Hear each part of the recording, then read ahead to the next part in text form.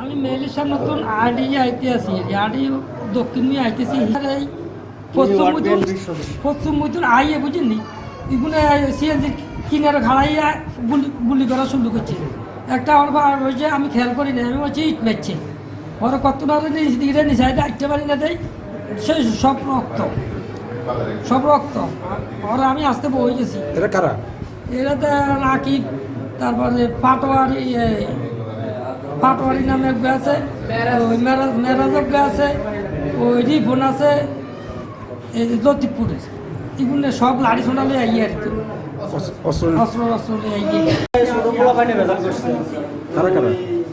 দেপাড়ার পোলা পানি আর শেখপুরের পোলা পানি ছোটো পোলা পানির বেজাল কি হঠাৎ কি দেখে কি হয়ে গেল এলে পাতার ব্যাপারের দিক থেকে আসি গুলি করা শুরু করছি লাঠি ছোটা অস্ত্র শস্ত্র নিয়ে আসি এটা কারা?